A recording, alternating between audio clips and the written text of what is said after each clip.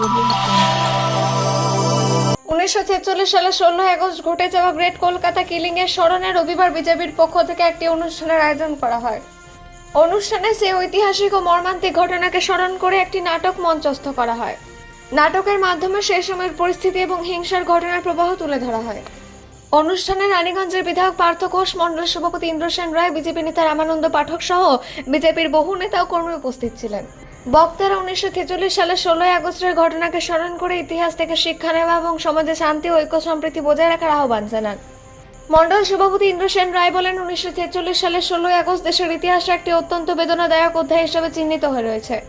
ওই দিনের হিংসায় বহু মানুষের প্রাণহানি হয়েছিল।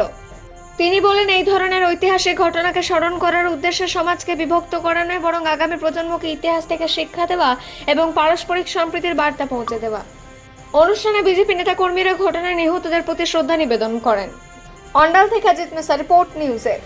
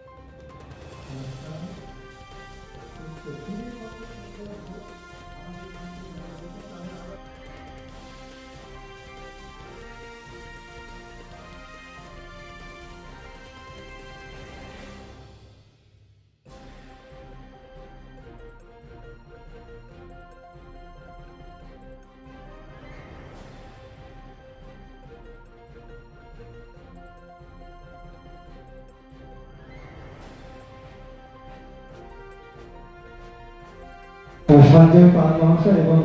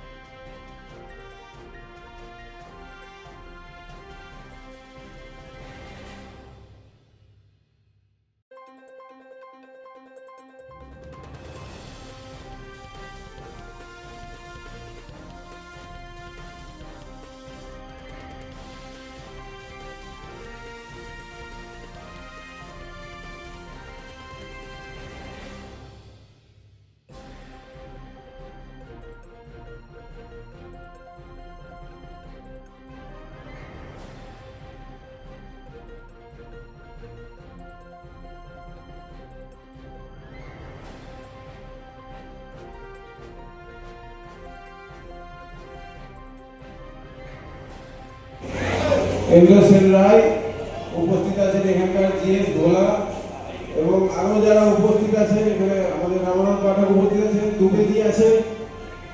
আমি আজকে যে এই আপনাদের প্রোগ্রাম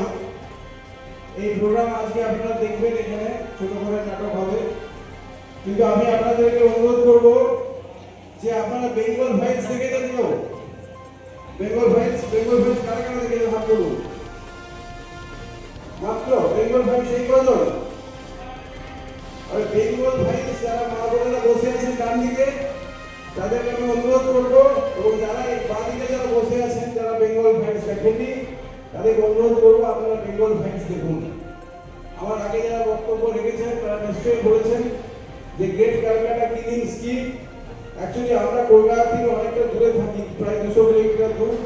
তার জন্য আমরা তার ইতিহাস এবং তার যে আগের কি ব্যাপার, ভয়ঙ্কর ব্যাপার যে ঘটেছিল, সেগুলো আমাদের এই অঞ্চলের লোকজনের, বিশেষ করে আমরা যারা পশ্চিম বর্ধমানের লোক তাদের কিন্তু জানা একটু কম আছে। যারা পড়াশোনা করেছে বা দেখেছে সেই সময় যারা রিলেটিভ যাদের আছে কলকাতা সাইডে তারা একটু এই ব্যাপারগুলো জানে। তার বাইরে কিন্তু আমার মনে হয় যেটা সত্যি আমি বললাম যে খুব কম লোক এই দিকের ইতিহাসটা খুব কম জানে। 1946 সাল আপনারা জানেন 3 দিন ডিক্লেয়ার হয়েছিল, 16, 17, 18 3 দিন। সেই সময় সোহরাবুদ্দিন বলে একজন লোক ছিলেন, যে নৃশংস একজন ভদ্রলোক। আর ভদ্রলোক বলছি তার কারণ হচ্ছে মৃত ব্যক্তি, তো ওই জন্য ভদ্রলোক বলছি আর কি।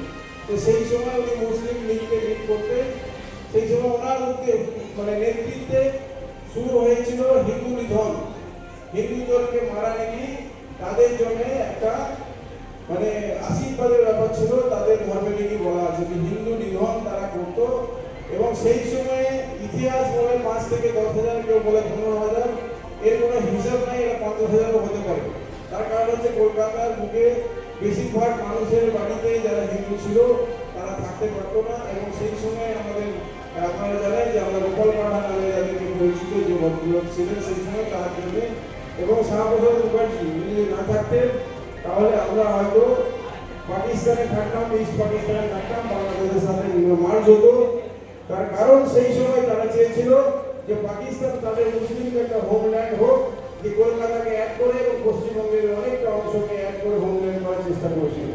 তো এই ইতিহাস অনেক বড় ইতিহাস, ইনস্ট্যান্ট বলা যাবে না। আমি আপনাদেরকে বলবো এর উপরে কিন্তু সত্যি করে আমাদের জানা দরকার